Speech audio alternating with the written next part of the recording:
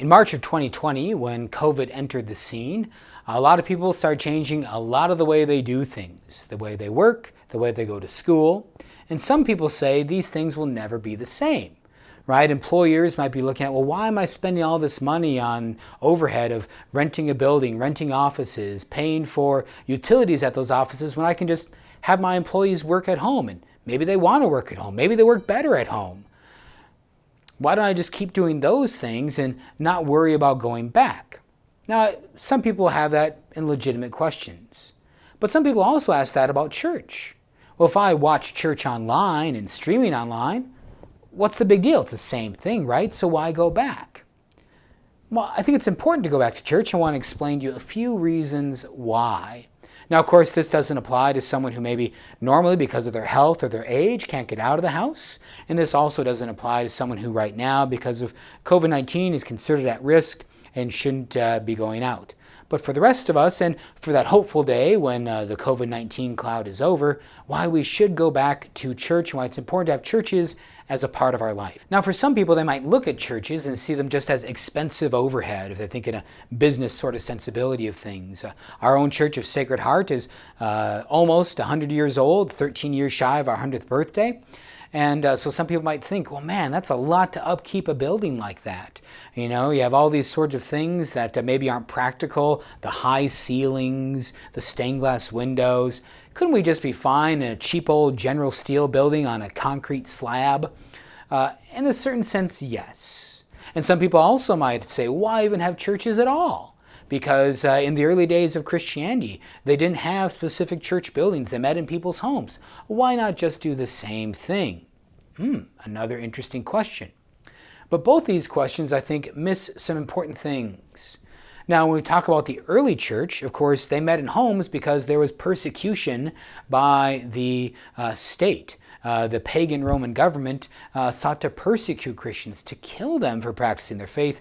And so when they offered masses in homes or down in underground graveyards, they did so to hide from persecution.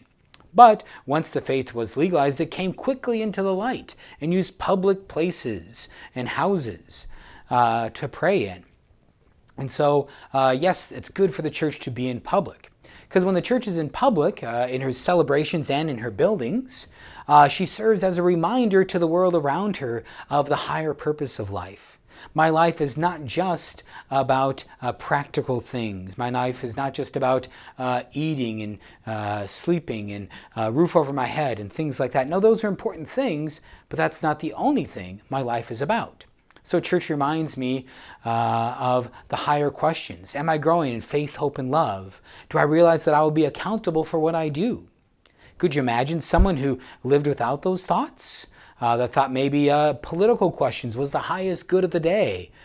Perish the thought that we would do such a thing. And there's lots of other things that people maybe substitute for church. And so church buildings physically remind us that people that drive through Aberdeen can see Sacred Heart. Okay, and they're drawn to it. If they do a Google search about Aberdeen, Sacred Heart Church comes up because it's beautiful with its ornamentations and its stained glass windows. The other thing about a beautiful church is that a beautiful church and going to pray in a beautiful church fits into our humanity. The way we're built as human beings is that we're drawn to physical spaces. We want to put important events in important places. Even a couple that wants to get married on a mountaintop. Now, as Catholics, we would never get married outdoors. We should typically always be married in a church. But a couple that desires to get married outdoors is desiring to get married someplace important to them. Now, it's not important to God per se, but it's important to them in that way. So we want to put important things in our life in important places. Think of the ornamentation of various sports stadiums. They're building a new football stadium at Northern State. They have a wonderful soccer complex at Northern State. I love it. It's a great complex. But that soccer, that sport, whatever it might be, can't be the highest good of our life. Whereas faith in God, love of our neighbor, these things can and should be the most important part of our life. Am I growing in faith, hope, and love? And then to have a beautiful church like Sacred Heart, not just any old building set aside, but a beautiful building set aside. So therefore, the ornate richness of Sacred Heart reminds us of the desire to develop an ornate richness in our own interior life. Do I have a ever richer love of God? Or is it just a plain Jane love of God? Now, it's fine to start out with a plain Jane love of God, and that's all we can manage. Great. But eventually for that to become more and more beautiful, your love of God, your love of neighbor. Also, in our beautiful church like Sacred Heart, we have symmetry, harmony, order, which are things that we desire inside.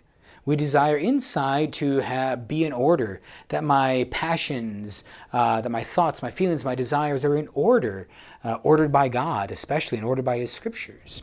And so to have a church that speaks to that sort of order, well, then that helps that see exteriorly what we aspire to be interiorly. So while a lot of people think that maybe after COVID-19 experiences, there's a new way of doing things, and maybe I can just pray online. Another way to think about this is the elderly and homebound.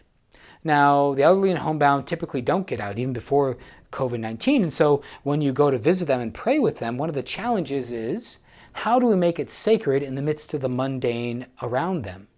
For the elderly and homebound, oftentimes they get out very rarely, and so their home is their world in a lot of senses. And so to learn how to shut off the TV, to light some candles if they have one, if they're able to prayerfully call to mind the presence of God, maybe to bring some sacred art over the table where you might be meeting with them and bringing them the Holy Eucharist. That's an important and worthwhile thing. And many of us might feel like we've been homebound during the experiences of COVID-19, so we hunger to get to those sacred places and sacred spaces. I'm Father Andrew Dickinson from Sacred Heart Parish, inviting you, when you're able to, and good medical guidance, come back to the Mass, and also to treasure the gift that we have of this beautiful church that inspires not just Catholics, but all who see it, that there is a God, that He loves us, and desires us to possess spiritual riches in our soul to match the riches we see in our church. God bless you.